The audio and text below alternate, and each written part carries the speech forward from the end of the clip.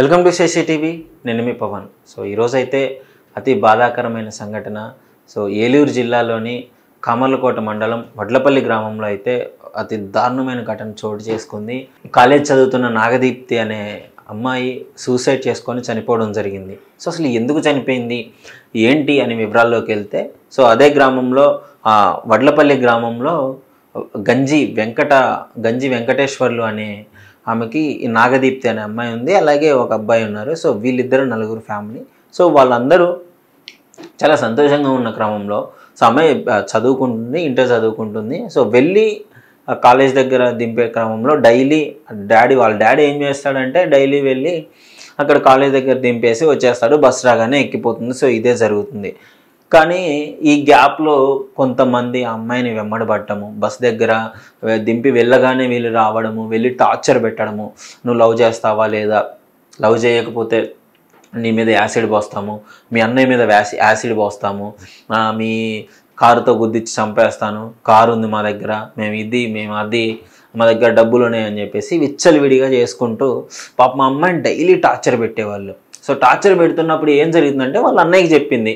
వాళ్ళ అన్నయ్యకి చెప్పి వాళ్ళ అన్నయ్యకి ఇట్లా ఎమ్మడబడుతున్నారు, ఇట్లా చేస్తున్నారు, ఇది పరిస్థితి అని చెప్పి వాళ్ళ అన్నయ్యతో షేర్ చేసుకుంటుంది. వాళ్ళ అన్నయ్య కూడా అంటే ఇంటి వరకు వెళ్ళొద్దు ఈ టాపిక్ అని చెప్పేసి కొన్ని రోజులు బాగానే ఓపిక పట్టాడు.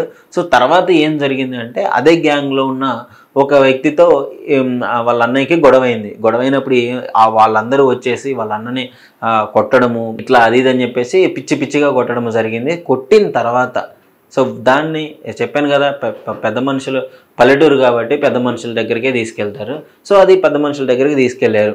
ఆ కొట్టిన వ్యక్తులు ఎవరైతే ఉన్నారో వాళ్ళ పెద్ద మనుషులకు ఫోన్ చేపిస్తే, వాళ్ళ డాడీకి ఫోన్ చేపిస్తే కొట్టిన వ్యక్తులకి నేను ఇక్కడ లేను, ఊర్లో లేను అని చెప్పేసి వాళ్ళ డాడీ నేను ఊర్లో నేను వచ్చిన తర్వాత మాట్లాడదాం అని చెప్పేశాడు. వాళ్ళ డాడీ అయితే వచ్చాడు. ఆ కొట్టిన వ్యక్తుల డాడీ వీళ్ళని పిలిపించి పెద్ద మనుషుల ముందు పెట్టి మాట్లాడుతున్నారు. మాట్లాడుతున్నప్పుడు ఈ క్రమంలోనే వీళ్ళ బాబాయ్ ఎవరైతే ఉన్నారో ఆ పిల్ల వాళ్ళ బాబాయ్ ఈ టాపిక్ తీసుకొని వచ్చాడు. మీ అబ్బాయిలు మా అమ్మాయి అమ్మడు పడుతున్నారంట, ఊరికే టార్చర్ చేస్తున్నారంట, చంపేస్తాను బెదిరిస్తున్నారు, ఇట్లా యాసిడ్ పోస్తా అంటున్నారు, ఇది అని చెప్పేసి ఆ రోజు విపరీతమైన గొడవ జరిగింది. పెద్ద మనుషుల దగ్గర మాట్లాడారు, అయిపోయింది.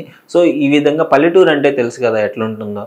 ఏదైనా ఒక ఇష్యూ అమ్మాయిది బయటకు వచ్చిందంటే అది విపరీతంగా స్ప్రెడ్ అయిపోయి ఇష్టం వచ్చినట్టు వాళ్ళ రూమర్లు క్రియేట్ చేసుకొని ఉంటారు. ఈ దరిద్రమైన ఇదంతా దరిద్రం అంటే ఆ సిగ్గు లేకుండా ఒక ఆడపిల్ల గురించి ఇష్టం వచ్చినట్టు రూమర్కి, ఇదే పల్లెటూర్లకు ఉన్న పట్టిన శని అంటే ఇది ఒక్కటే. ఇష్టం వచ్చినట్టు వాళ్ళే మాట్లాడుకుంటారు, వాళ్ళే క్రియేట్ చేసుకుంటారు.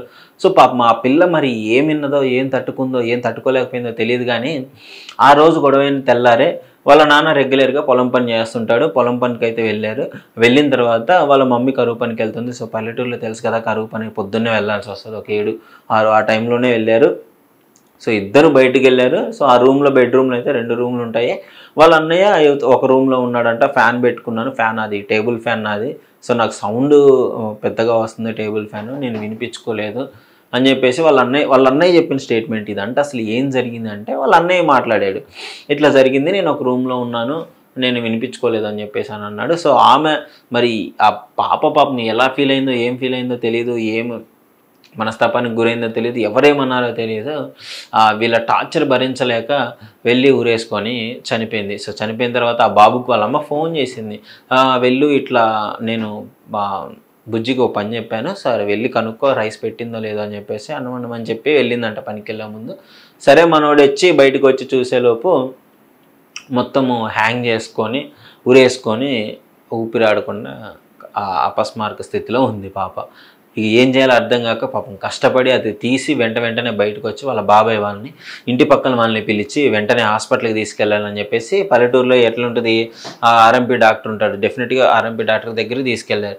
తీసుకెళ్ళిన తర్వాత ఏమైందంటే హాస్పిటల్కి తీసుకెళ్ళండి అని చెప్పేసి అంటే వెంటనే గవర్నమెంట్ హాస్పిటల్కి తీసుకుపోయే క్రమంలో హాస్పిటల్కి తీసుకుపోయిన తర్వాత లేదు ఈ పాప చనిపోయిందని చెప్పేసి డాక్టర్లు చెప్పారు. డాక్టర్లు చెప్పిన తర్వాత పాపం మీకు ఏం చేస్తారు, తీసుకొచ్చి వీళ్ళు కేసు కూడా పెట్టారంట. కేసు పెట్టినా కానీ ఈవెన్ ఒక కానిస్టేబుల్ కూడా వెళ్ళి వాళ్ళని ఎంక్వైరీ చేసింది లేదంట. అసలు వాళ్ళు ఎవరు, ఆ టీం ఎవరు, వాళ్ళు ఎందుకు ఇట్లా టార్చర్ పెట్టారని చెప్పేసి ఒక్క కానిస్టేబుల్ వెళ్ళలేదంట. ఇక చూడండి మరి వాళ్ళకి ఎంత పలుకుబడి ఉందో, ఎంత ఉపయోగించుకుంటున్నారో. అసలు అంటే ఒక సిగ్గుచేటు, ఒక ప్రాణం పోయింది, వాళ్ళు కేసు పెట్టారు. ఇంతవరకు ఒక కానిస్టేబుల్ వెళ్ళలేదు, వాళ్ళు ఎవ్వరు స్పందించలేదు, వాళ్ళ వివరాలు తీసుకోలేదు, అట్లా గాలికి వదిలేశారు. ఇప్పుడు కుటుంబ సభ్యులు ఏం కోరుకుంటున్నారంటే మా పాపకి న్యాయం జరగాలి.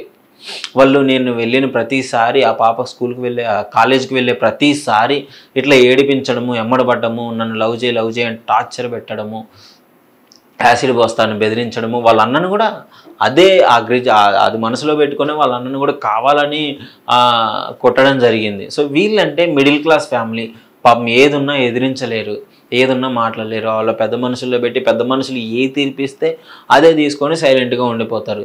సో అలాంటిది పెద్ద మనుషుల మధ్యలో జరగంగానే మరి ఆ పిల్ల టాపిక్ తీసుకురావడం తప్పైందా, లేదంటే వాళ్ళు ఇంకా ఏమన్నా బెదిరించారా, ఇంకేమన్నా చేశారా తెలియదు. కానీ సో ఒక అమాయకమైన నిండు ప్రాణం అయితే బలి తీసుకున్నారు ఆ వెధవలు. సో అసలు వాళ్ళని అయితే కఠిన శిక్ష వేయాలని చెప్పేసి వాళ్ళ పేరెంట్స్ అందరూ కోరుకుంటున్నారు, మాకు న్యాయం జరగాలని చెప్పేసి అయితే కోరుకుంటున్నారు. సో ఇది మరి అసలు దీనిపైన మీ అభిప్రాయం ఏంటి? అసలు ఇలాంటి వ్యక్తులు మెసేజ్లు చేసినా, ఫోన్ చేసినా స్టార్టింగ్లోనే కట్ చేయాలి. మీరు కొన్ని రోజులు మాట్లాడి ఆ తర్వాత తప్పుడు వ్యక్తి అని తెలుసుకొని మీరు ఆపేసినా వాళ్ళు విట్టనే ఎమ్మడబడి మీ మీద యాసిడ్ పోస్తాము, యాక్సిడెంట్లు చేస్తాము అని చెప్పేసి వెంటబడుతుంటారు. సో దీని మీద అసలు మీ అభిప్రాయం ఏంటి? మీ కామెంట్ రూపంలో తెలియజేయండి. ఇలాంటి మరిన్ని విషయాల కోసం శశి టీవీని ఫాలో చేయండి.